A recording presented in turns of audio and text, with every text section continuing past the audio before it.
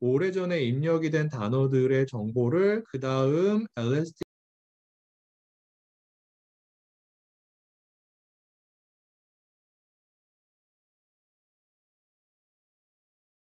잘 기억하기 위해서 어떠한 개념을 추가적으로 사용을 하냐면 기억셀이라고 하는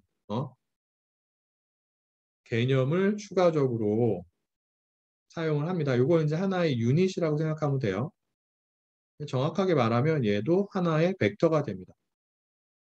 히든 스테이트 벡터랑 비슷하게 생긴 차원이 똑같아요. 기억셀도 하나의 벡터가 되는 거고요.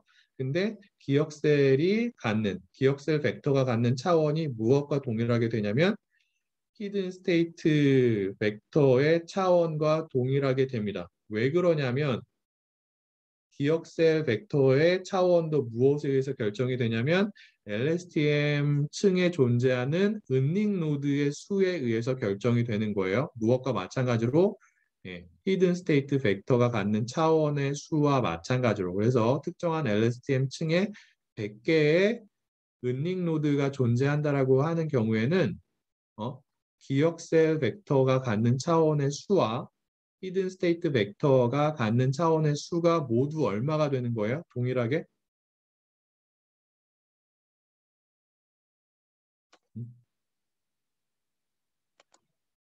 100이 되는 거죠. 맞을까요? 네.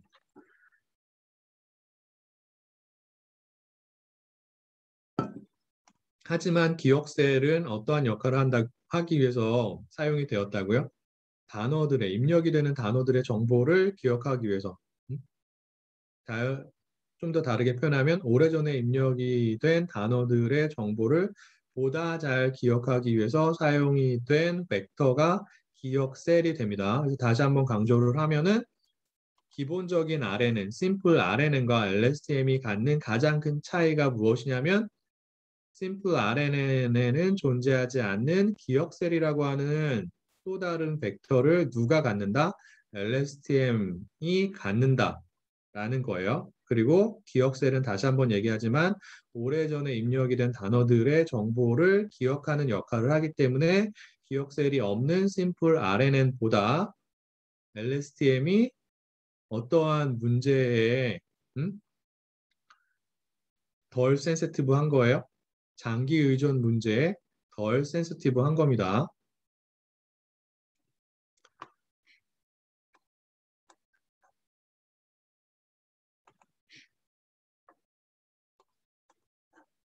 그래서 LSTM의 구조를 그림으로 표현해 보면 이렇게 생겼어요.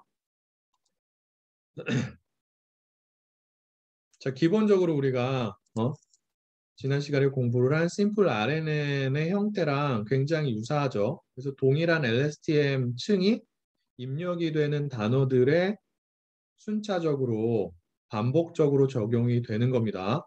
맞아요. 근데 이제 추가적으로 갖는 게 무엇이라고요? 기억셀이라고 하는 또 다른 벡터를 갖는다고요. 그래서 기억셀은 셀을 의미하는 보통 C라고 하는 캐릭터를 이용해서 표현이 돼요. 알겠죠? 그래서 각각의 단어에 대한 정보가 역시나 마찬가지로 어떠한 형태로 입력층을 거쳐서 LSTM에 입력이 되게 되냐면 임베딩 벡터 형태로 입력층을 거쳐서 LSTM에 입력이 되고요. 그렇게 입력이 된 단어의 정보를 가지고 해당 타임스텝에서 적용이 된 LSTM이 기본적으로 히든 스테이트 벡터를 출력을 합니다. 맞나요? 그런데 히든 스테이트 벡터 정보만이 출력이 되는 게 아니라 어떠한 정보까지 출력이 되는 거예요? 기억셀 정보까지 출력이 되는 거예요. 그렇게 출력이 된 기억셀 정보, 여기서는 이제 CT-1이라고 표현이 된 거고, 추가적으로 출력이 되는 히든 스테이트 벡터 정보인 HT-1이 어디에 무엇의 입력 값으로 사용이 되는 거예요? 그 다음 타임 스텝에서 적용이 되는 LSTM 층의 입력 값으로 사용이 됩니다. 그래서 그 다음 타임 스텝에서 사용이 되는 LSTM에 입력이 되는 벡터 정보는 크게 세 가지가 있는 거죠. 뭐가 있는 거예요? 해당 타임 스텝에서 입력이 되는 단어에 대한 임베딩 정보가 1차적으로 들어가고요. 얘를 XT라고 표현할 수 있겠죠. 그리고 이전 단계에서 사용이 된 LSTM 층이 전달을 하는 두 가지 정보, 두 가지 벡터 정보가 되는 거죠. 첫 번째는 뭐라고요? 기억셀 정보가 되는 거고요. 그래서 기억셀 정보가 CT-1으로 이렇게 현재 타임 스텝에서 적용이 되고 있는 LSTM의 입력 정보로 사용이 되는 거고, 추가적으로 이전 단계에서 적용이 된 LSTM이 전달을 하는 히든 스테이트 벡터 정보 HT-1이 현재 단계에서 적용이 된 LSTM 층의 추가적인 입력 정보로 이렇게 사용이 됩니다. 오케이? 그래서 뭐만 추가가 된 거예요? 기억셀 벡터 부분만 추가가 된 거예요. 무엇에 비해서? 심플 RNN에 비해서. 그래서 이렇게 순차적으로 LSTM이 지속적으로 반복이 되겠죠.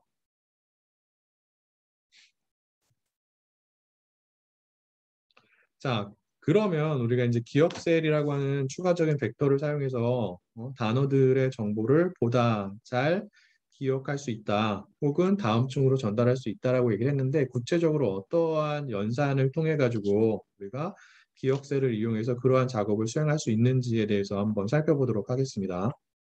그래서 특정한 타임 스텝, 여기서 이제 타임 스텝 T라고 표현을 했는데요. 타임 스텝 T에서 적용이 되는 LSTM에서 어떠한 연산들이 수행이 되는지를 살펴보도록 할게요. 그래서 타임 스텝 T에서의 LSTM 층은 이러한 형태로 우리가 표현할 수가 있고요. 아까 말한 것처럼 이전 타임 스텝에서 전달이 되는 두 가지 정보가 있는 거죠. 첫 번째가 기억셀 정보가 있고, 그 다음에 히든 스테이트 벡터 정보가 있고요. 그 다음에 타임 스텝 T에서 입력이 되는 단어에 대한 임베딩 정보, XT라고 표현할 수 있다고 얘기를 했습니다.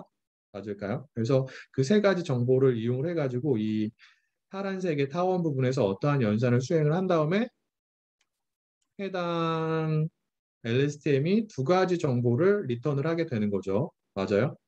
그래서 업데이트가 된 기억셀 정보가 리턴이 되고요. 1차적으로. 그래서 보면은 이전 단계에서 넘어오는 기억셀이 CT-1이라는 벡터로 표현이 되어 있고요.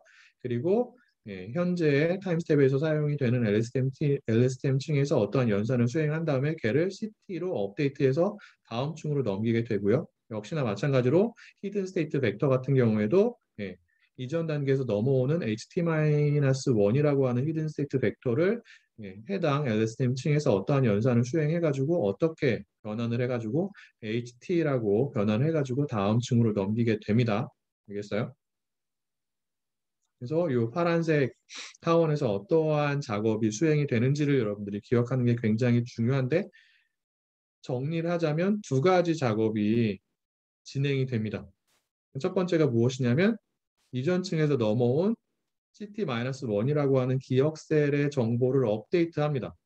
그래서 어떠한 정보가 출력이 되는 거예요?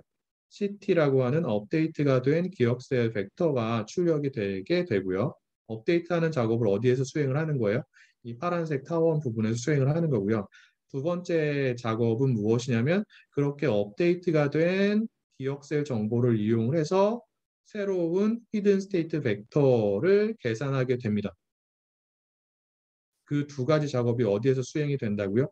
이 파란색 타원 부분에서 수행이 되는 거예요. 그러한 작업을 수행하기 위해서 사용이 되는 정보가 크게 세 가지가 있는 거죠. 뭐가 있는 거예요? 얘가 있고요. 이전 층에서 넘어오는 기억셀 정보가 일단 사용이 되고, 그 다음에 이전 층에서 넘어오는 히든 스테이트 벡터 정보, 그리고 뭐가 추가적으로 사용이 되겠어요?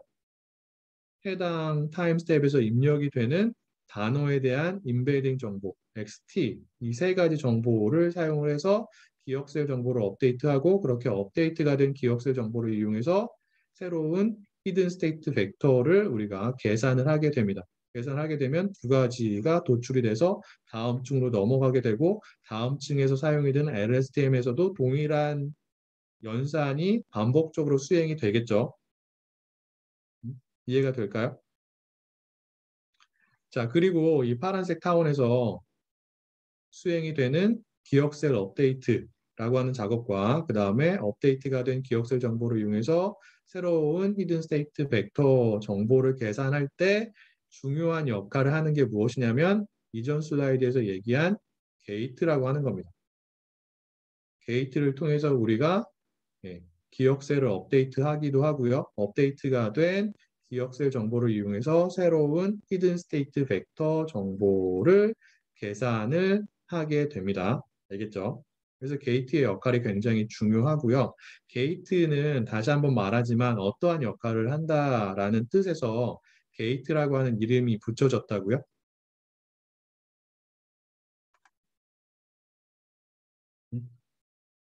네, 그러니까 흐르는 정보의 양을 조절하는 역할, 조절하는 수문의 역할을 한다라고 하는 뜻에서 게이트라고 하는 이름이 붙여졌다라고 여러분들이 생각할 수 있는 거예요.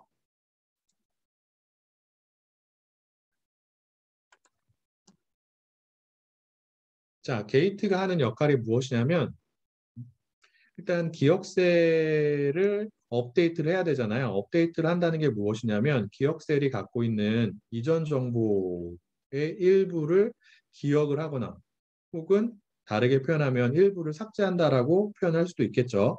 삭제가 안 된 애들은 기억이 된다라고 표현할 수 있는 거예요. 그리고 업데이트를 하기 위해서 삭제만 하는 게 아니라 새로운 정보를 추가하는 역할을 합니다.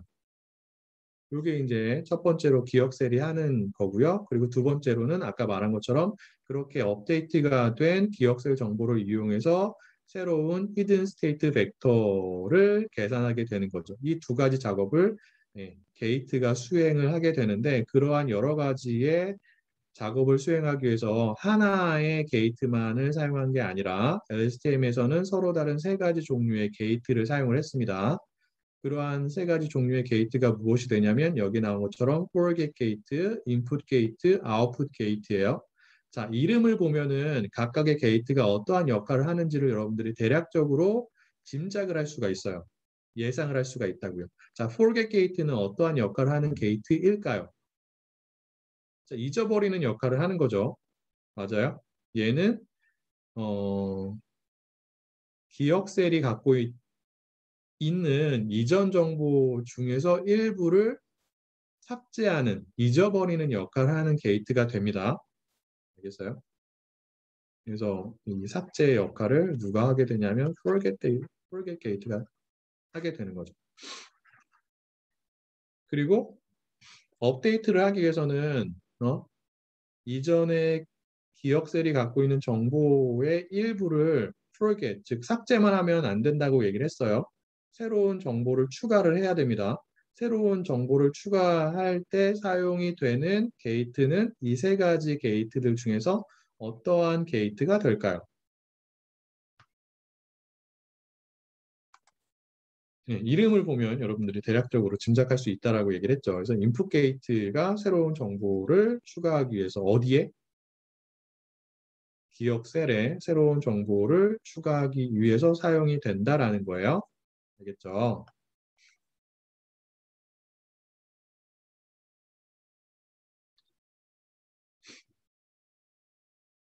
자, 그래서 forget gate랑 input gate를 이용해서 우리가 무엇을 하는 거예요?